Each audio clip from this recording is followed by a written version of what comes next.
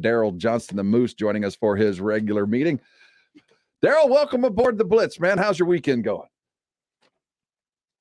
It's all over. It's all, that's true. I'm still coming off of a long weekend myself. We saw you doing the Texans game yesterday, and down here, Texans have kind of fallen by the wayside. But before we dive into the rest of the NFL, what'd you think of Davis Mills yesterday? I thought he kind of turned a corner. We had him back when they played the Rams, and he had a good fourth quarter, but that, it's a lot can be read into that. The score at the time and what the Rams defense was doing in a kind of a prevent mode. So I really don't think he could have really put a whole lot of merit in there, but we did a little bit of research, and it's the best fourth quarter yardage wise by any quarterback in the NFL this year. And it's the second best quarter by any quarterback in the NFL this year. So, there's still some merit there, but I thought he took a big step from where we saw him in that game to where he was yesterday. I think you could see him be a little bit more comfortable. He understands the skill sets and the strengths of the guys around him on the offensive side of the ball. I think he's becoming more comfortable in what NFL defenses are doing to try and take things away. And that's only going to happen with reps and time and experience. So this is going to be really positive for him down the stretch. And that was one of the things we tried to get across on the broadcast yesterday, was the decision by Coach Culley was not to take a look at Davis Mills down the stretch and give him an audition to see where he's at. He really felt, honestly, that Davis gave him the best chance to win football games down the stretch this season. And I think he showed that to you a little bit in the first half yesterday. So now he's got to be able to figure out how to, extend that into the second half, make some things happen when they're not there. And then as an offense, because they're challenged right now, in the offensive line, running the football, they can't get behind the chains. They can't have those negative plays. They can't have penalties. It's really hard for them to dig themselves out of that right now. So, staying ahead of the chains will be a huge thing for the Texans down the stretch. True. Yeah. Nice change anyway. They're on the other side with Seattle. Where did it, of course with his finger injury, but we've seen it kind of trending downward for Seattle for the past couple seasons. Is it the offensive line? Is it the defense? Is it the running game? And when you paying a QB as much as you pay Russ, and then you've paid Bobby Wagner, how can Seattle fix this? Because they haven't missed the playoffs since Russ got there. Yeah.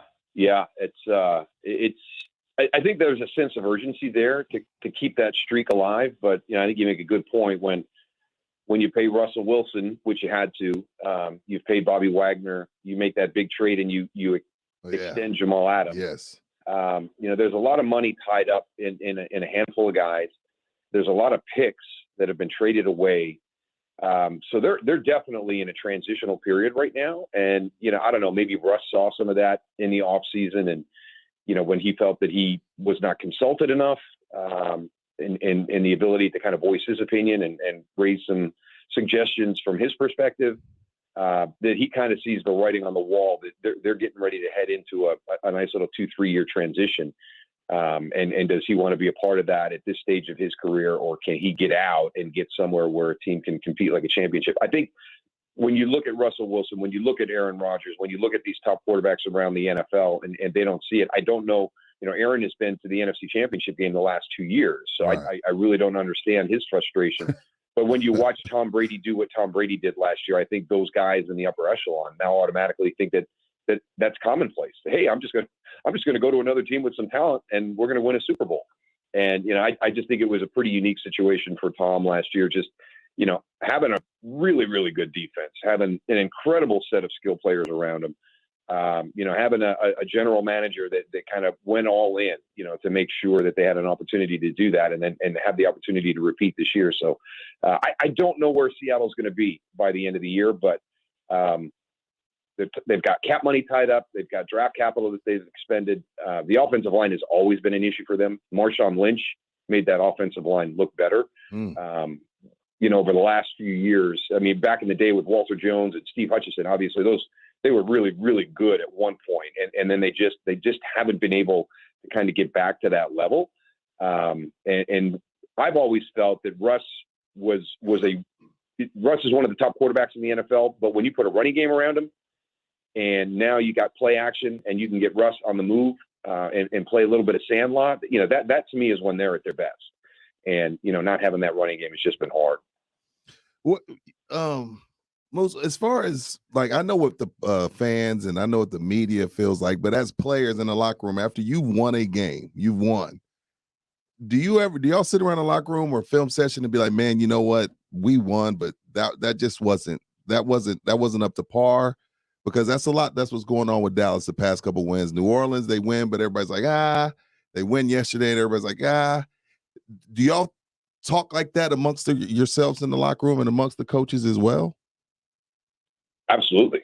You know when you won ugly. We're out of town, right? So I see 24-0, and then I watched the game today, and it was anything but 24-0. I mean, I've never seen an uglier 24-0 score in my entire life.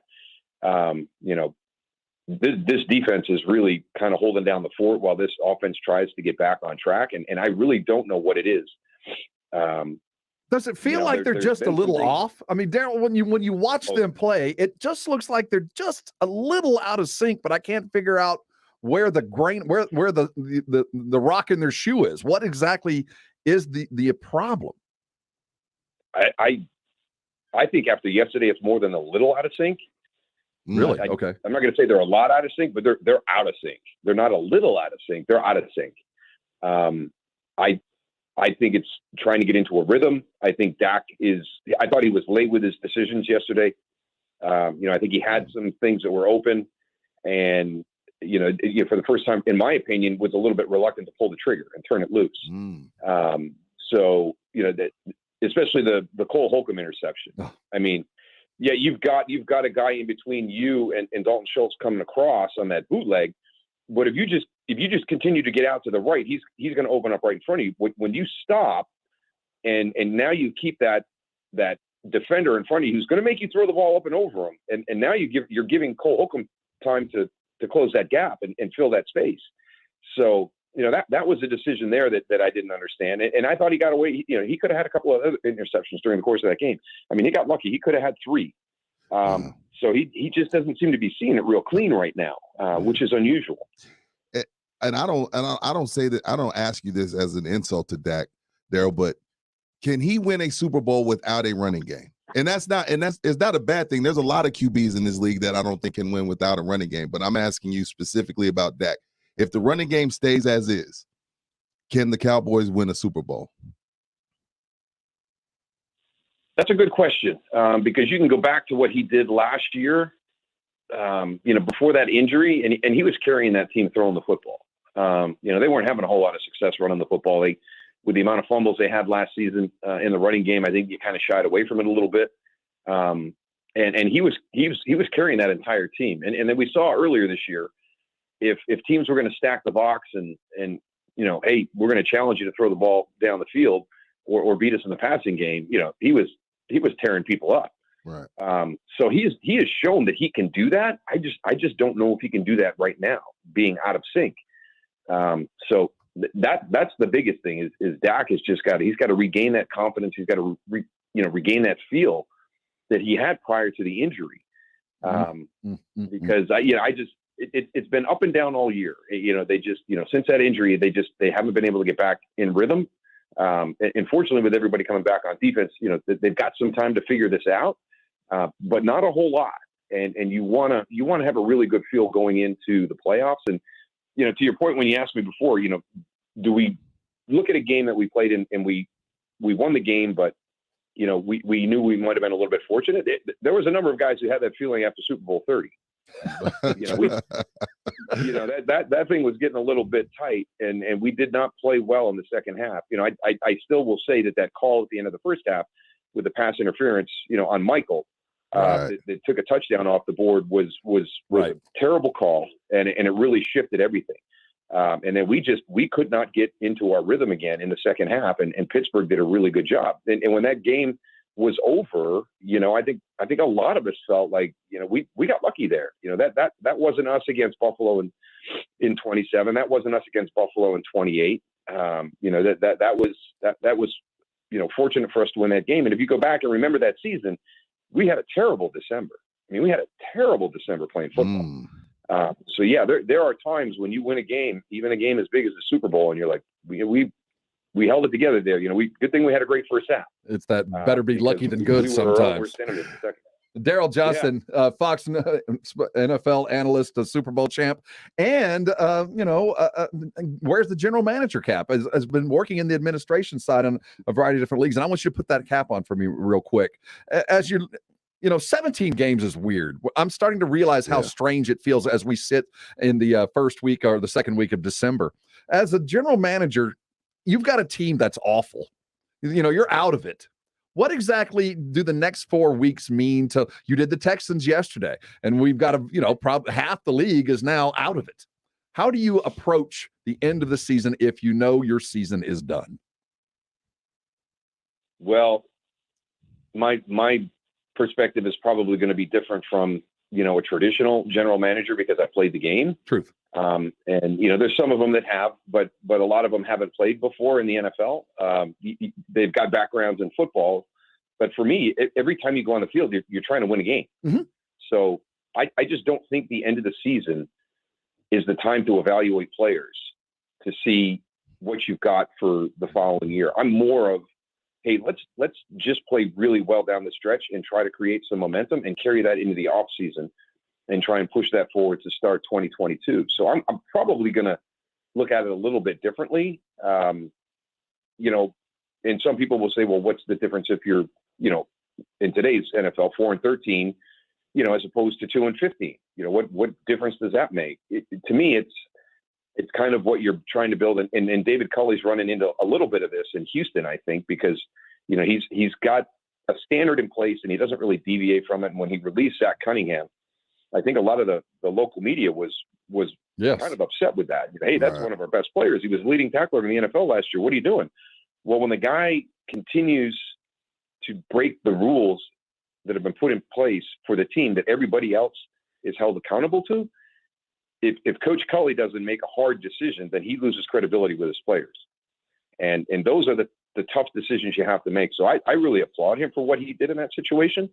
And Zach Cunningham's going to get picked up somewhere else, and it's probably going to be better for him because he's not a great fit in the Lovie Smith defense like he was last year and what they were running in 2020. So those are the hard decisions you have to make. But for me, every time my team would step on the field, I expect you to win and do everything you possibly can, and you make the corrections there. But I just don't think the end of the season on a difficult year is the time to evaluate players. If you want to get a couple of special team snaps and get them in there, if there's something from a situational standpoint, I think you might want to learn more about, your role players, the guys who are already on the field. Do we know exactly everything that he can do to help us win?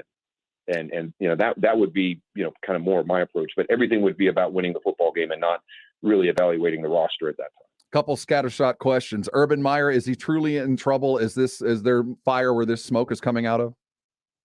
Yeah, it sounds to me like there's not just fire, there's a raging fire. Yes. This is not good. I don't know if the Jaguars have a clause in that contract. I really felt with the situation that happened in Columbus that you could have stepped away from that with conduct detrimental to the team and maybe not had to pay the full contract. I just thought it was going to be virtually impossible for him to ever regain the respect of not only his players, but of his staff, after that incident. And his wife. That's a whole nother We won't even talk about that. We're talking about the professional side of his life. Right. We're not even thinking about the personal side right now. But for me, that was the opportunity. If you're going to make your move, that was he opened the door for you at that point. And there was smoke at that time. Coming from people that I know down there, there was already smoke at that time. So you knew that maybe this wasn't the best fit for what you were going to do. But just some of the comments that have been coming out, it's just like he's digging the hole deeper and deeper and deeper. And it's not easy. And that's why Jimmy Johnson was the first guy to win a national championship and a Super Bowl. It's different dealing with guys in the NFL than it is dealing with the guys in college. I mean, Nick Saban couldn't do it. Right. Look at all the guys. I mean, he's the greatest college football coach in a lot of people's mind right now. And he was not successful at the NFL level. Because you're not the king. The Patriots can't You are not the king. There are no dictatorships in the NFL. There are democracies. And that's the whole thing. It is a team, and we talk about football as a second family. And some people think it's cliche. It's very important. You have to connect with your players. You have to be part of that family. And it doesn't sound like he's trying to do that part of it. The Patriots can't win a Super Bowl with the rookie quarterback, can they, Daryl? I mean, because it looks like they can, but I'm like, a part of me just like, nah, no way. I think Kansas City is found their groove again. Me too. Yeah. So I think that's going to be a tough out for New England. I mean, Marino didn't do it. Roethlisberger didn't do it. Some of the guys that I think Ben was was he 15-1? He was 15-1. He was 15-1, but he wasn't 15-1. But I mean, Marino. I mean, some of these great quarterbacks that were on teams that were actually, competing for a Super Bowl because of the circumstances where they were drafted. I mean, usually you're in a Trevor Lawrence situation or a Troy Aikman situation where you're on a team that's got to rebuild that whole thing. But the guys who have been fortunate enough to step in and have that opportunity, that's a lot to ask. And we kind of saw it a little bit. I think it's one of the really cool things that David Culley and Tim Kelly both told us in Houston about Davis Mills. Where have you seen the biggest improvement from him? He understands what defenses are doing now to try and take away what we do offensively. It's not knowing what you do, it's knowing what the opposition does to stop you. And how far is Mac Jones down that road right now? Enough against some of the elite defenses in the NFL? I don't think so. Restaurant quality radio right there. Daryl Johnston, NFL analyst and great guy. Thanks for stopping by, Daryl. Always a pleasure speaking. You got it. If I don't have a chance to see you down the road beforehand, have a Merry Christmas. You too, Daryl. You too, you and your fams. Hey, health and happiness in the coming new year. Daryl Johnston. Absolutely. Stopping by, and man, I feel better for that already. I'm smarter now. I'm smarter now than I was 20 minutes ago. And some interesting stuff on where he feels like Dak is at. Because this is the thing that stuck out to me. When you say a quarterback is scared to pull the trigger, that's a dangerous, dark, murky, windy road, because now you're in your own head. That's a whole different thing. And that's coming from Moose, which I don't feel comfortable calling him Moose. I don't know him. It's I Mr. feel like Johnston to you. Yeah, it's like it's Daryl or Mr. Johnston, but that's coming from him. That ain't coming from RJ. That's coming from the guy that's got three big old rings on his finger. That says the thing he's seeing on tape says, Dak, look, he's scared to pull the trigger. That's scary. I don't like hearing that, because my thought was he was throwing too eagerly. Like he was trying to force stuff, and that's one thing. But to have that bit of doubt in your mind, that half-second or that millisecond of should I or shouldn't I, that's when you lose. That's where the INT, it needs to be automatic without hesitation. You got to do it. You cannot hesitate or these guys are too good and too fast. They close too fast for you to be late on throws. I don't care what team you're playing. By the way, I got a question. What happened to softball Rudy coming out with the can Dak win a Super Bowl without a run game? That's he has, even though he's a Cowboy at heart, he's a professional, so he can give you the real. I don't know. I'm not gonna tell you I'll ask Mike that on Friday. Maybe we should. I don't know if I'll ask Coach McCarthy that on Friday, but yeah, Moose can be he can be non-biased or whatever for a minute. And he didn't like what he sees at all.